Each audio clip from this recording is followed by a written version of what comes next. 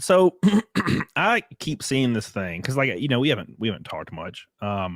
And I heard about this like a year ago. I was on a random show. I can't remember whose show I was on, and somebody mentioned you and your Michael Jackson defense, and I don't even know what that means. So can you explain to me what that is? I just mentioned Metal Mythos, right? I kind of Mhm. did a spin-off series. It's all the same series, Music Mythos, where I covered, non-metal bands or rock bands, or I did one on Queen. I did one on Michael Jackson. And one of the big reasons that I did the Michael Jackson one was I wanted to cover the whole history of him as a solo artist, anyways.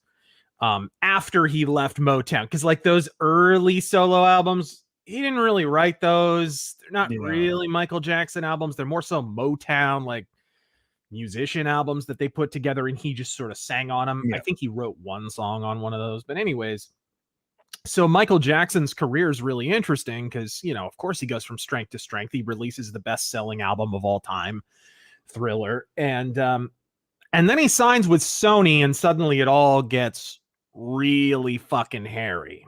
And Yeah. in the early 90s, of course, we heard about the allegations with the kid that he supposedly molested, and there's been Yeah. documentaries about it and whatever. And it was a weird thing where growing up, I didn't necessarily think he was guilty, but it was more like, I just don't even want to get into that because I don't know enough about it. And I don't feel like sitting here like fucking Columbo, like questioning witnesses and looking over court documents and figuring out what actually happened. Because something about it never quite passed the smell test.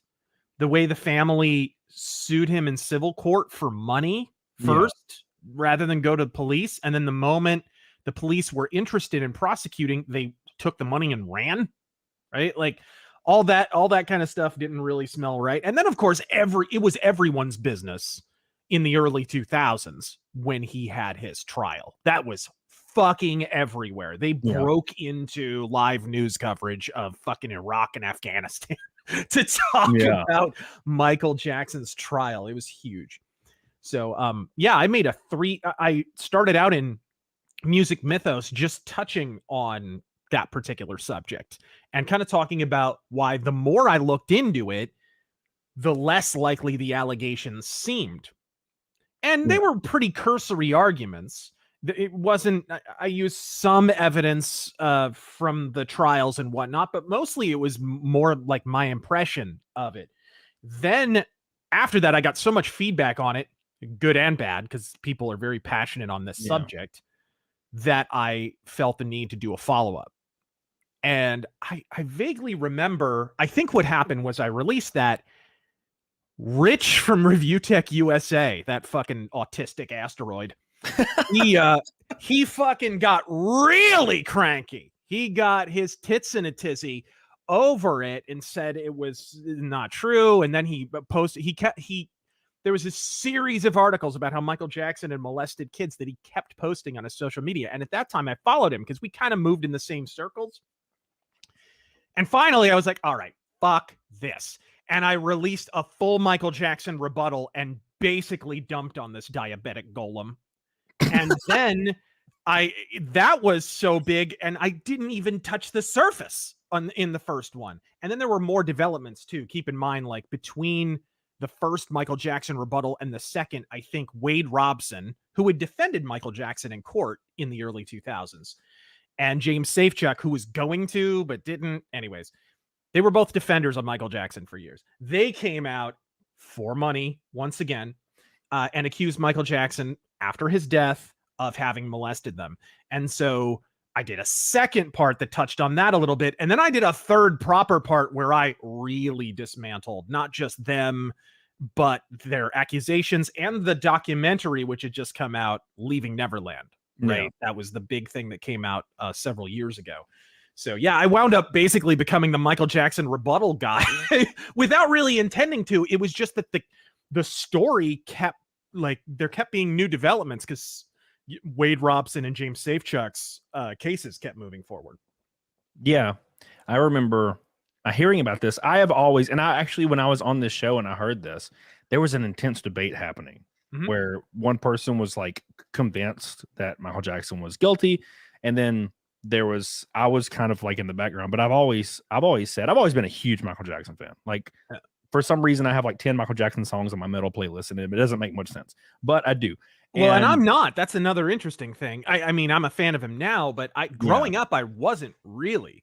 I heard the Dangerous album when I was really young, liked it, didn't own it, had a friend who really, really liked Michael Jackson. He was a big fan. Like my best friend was a big fan. Yeah. My mom, I guess, growing up, really liked Michael Jackson. She was one of those, I liked him till he started looking weird kind of people. There's a lot of people who fall in that category, like boomers and whatnot. So she was a big fan of him on like the Thriller album and Bad and whatever.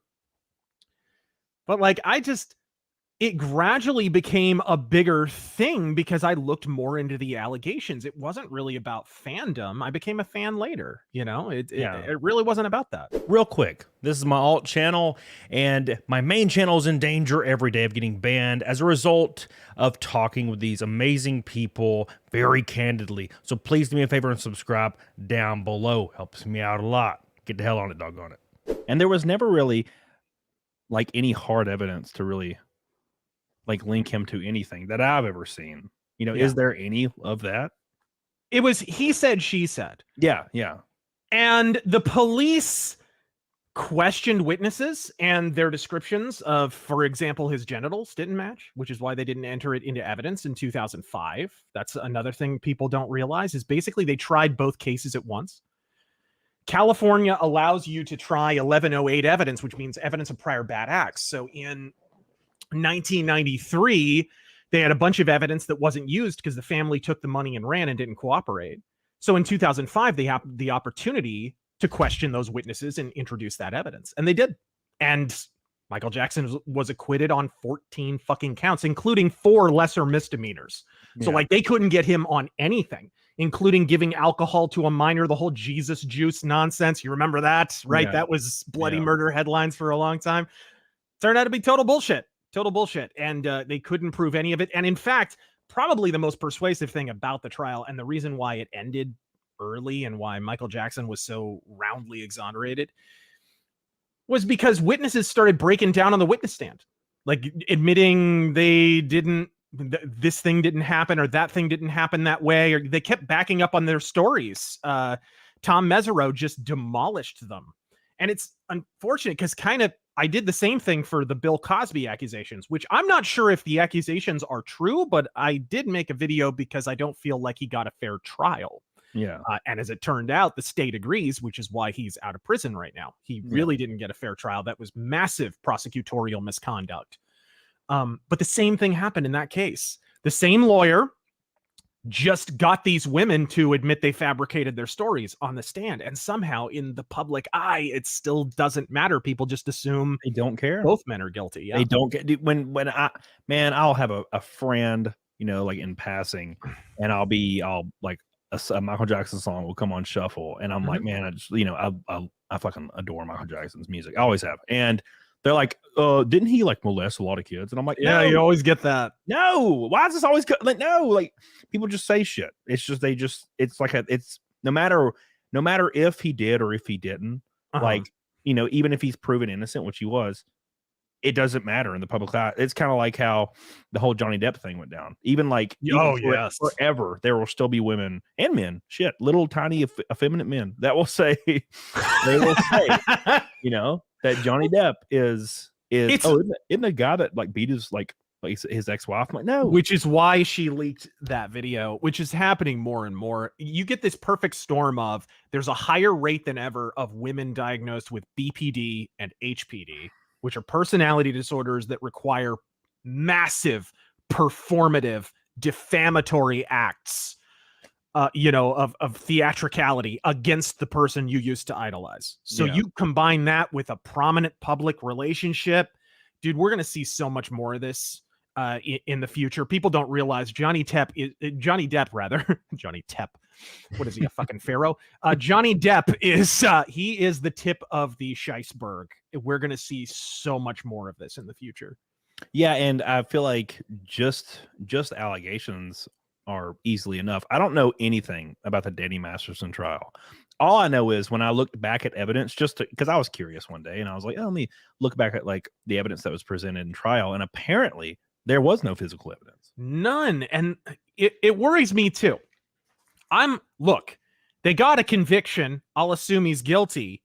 But I am looking into it. And the thing that bothers me the most is really, it seems that he was convicted with the testimony of someone who, like, apparently Danny Masterson was trying to pull away from Scientology. Really what happens is he gets a trial. It's basically a no contest. They throw it out. Then, and they didn't really mention Scientology in that trial, like hardly at all. Some kind of judicial order, like, okay, you can't introduce Scientology here. This is about whether or not he assaulted these women. That's all it needs to be about. That's what the judge said. Then they have a second trial, and suddenly it's the Scientology show, which turns it into a 3-ring shit show every time, because everyone spurgs out about Scientology. I don't know the first fucking thing about Scientology, but anytime you mention it in a crowd of fucking people, right? People just start throwing turds. It just is what it is. It's a natural reflex. So surprise, surprise, the second trial where they suddenly start mentioning Scientology a bunch, that's the one where they get the conviction. And the thing that bothers me is the situation with, apparently he was being audited. And the person who takes the audit says, hearsay, ladies and gentlemen, says that he admitted to assaulting these women in the audit. And it's like, but then you look at the auditor, they're no longer with Scientology, and he's trying to leave Scientology. So Scientology actually has a vested interest in defaming him. The whole thing stinks to high heaven. I don't know if he'll get another trial or what'll happen there. It just, it doesn't pass the smell test. Doesn't mean he's not guilty. I want to make that clear, but it definitely seems like he had a bit of a show trial. Yeah, and as soon as you say, something smells weird about this trial, people will jump all over you. They're like, "Oh, so you're saying he's did?" And you're like, "No, that's distinct." Yeah, that is distinct from saying he is innocent. Yes, I feel the same way about Cosby. Yeah, maybe he did it. He didn't get a fair trial. He did not get a fair trial. That's why he's out of prison. And by the way, if you want women to receive justice in these trials, you should actually want them to receive a fair trial, because if Bill Cosby had been prosecuted properly and without all the prosecutorial misconduct, he'd still be in prison. If you think he's guilty, then you should want for this Me Too motherfuckery to stop. You should want us to slam the brakes hard as shit, because that's the only way these women are actually going to get justice, if indeed you think Bill Cosby did all of these things. Exactly. It's very, very important.